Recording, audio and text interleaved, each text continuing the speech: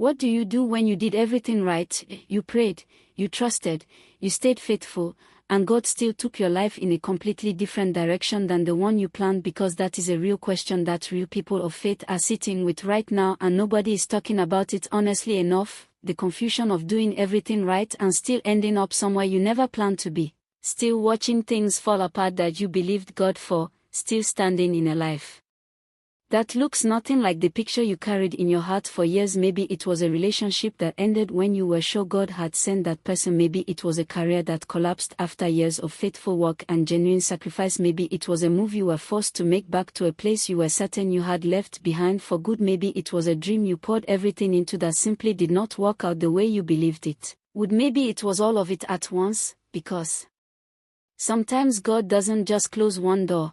Sometimes it feels like He closes every single door in the same season and leaves you standing in a hallway wondering what exactly is happening and why He thought this was a good idea. And here you are, in a life that looks nothing like your plan, trying to trust a God whose decisions you genuinely do not understand. Right now this video is for you. Can we talk about what this actually feels like? Because nobody really talks about this part honestly. It feels like confusion first, a genuine deep confusion where you keep replaying every decision you made and every prayer you prayed, trying to find the moment where things went wrong, trying to identify what you did or didn't do that brought you here, trying to make sense of a situation that simply refuses to make sense no matter how many angles you look at it from. And then after the confusion comes something that is harder to admit. It feels like embarrassment, quiet and private but real, the kind that comes from having told people about your plans, from having believed out loud, from having been so sure and then having to face a reality that looks nothing like your certainty. Nobody talks about the embarrassment of a life that didn't go according to plan, but it is one of the heaviest parts of this kind of season. And underneath the confusion and the embarrassment there is grief, real grief, the kind that doesn't always get acknowledged because the world doesn't always give you permission to grieve a plan, to grieve a version of your life that never happened, to grieve the future you had already started living in your imagination. But that grief is real and it is valid and it deserves to be named. And then there is the question that sits underneath all of it, the one you might be almost afraid to ask out loud: God, did you do this? And if you did, why? Because if He did it, then you have to wrestle with the fact that the God you trusted, the God you prayed to, the God you built your plans around was the same God who watched those plans fall apart and did not stop it. And that is a difficult thing to sit with. It is a faith-stretching thing. It is the kind of thing that will either deepen your trust in God or shake it depending on what you do with it. And I want to talk about what to do with it. Here is what I want you to consider. What if the life that fell apart was not God abandoning your plan? What if it was God protecting you from a destination that looked right from where you were standing but that He could see was not where you actually needed to go? Because here is something that is easy to forget when you are in the middle of a painful redirection. You can only see your life from inside it. You can only see from where you are currently standing. You can only see the chapter you are in right now.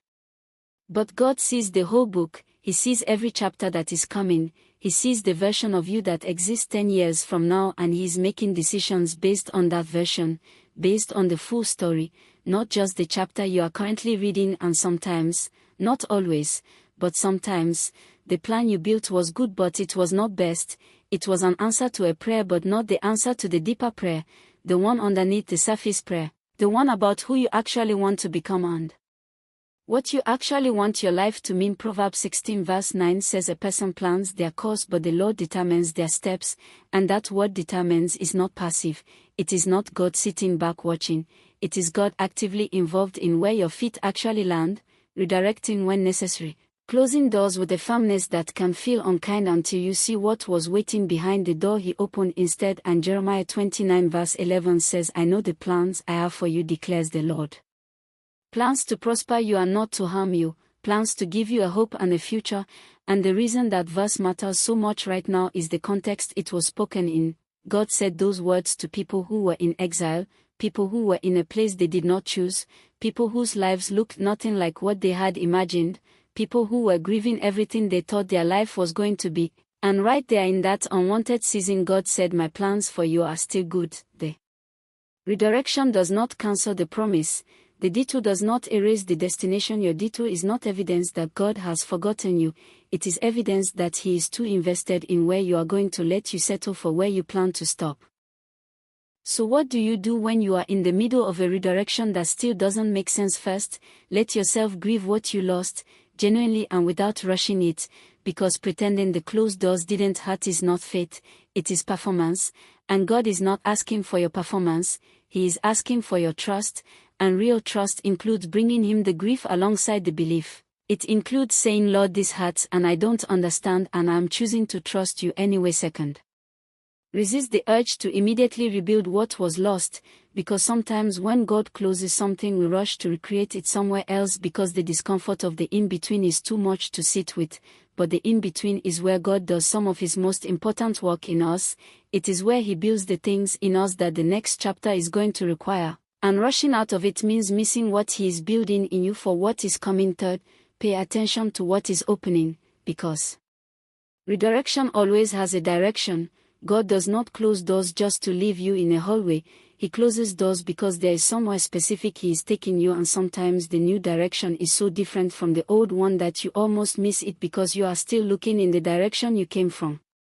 Keep your eyes open for the thing that is quietly presenting itself in this new season, the opportunity that wouldn't have existed in your old life, the version of yourself that is only available on this path. Fourth, talk to God about it honestly, not the cleaned up version, not the prayer that sounds right, the real one, the one where you tell Him exactly how confused and hurt and disoriented you feel, because He already knows and He is not waiting for you to get it together before He meets you. He meets you in the mess, He always has. And fifth, choose to trust that He is good even when His decisions are hard to understand, not because the pain isn't real but because His track record is, because He has come through before, because He has shown you enough of His faithfulness that you have evidence to stand on even when the current chapter is hard to read.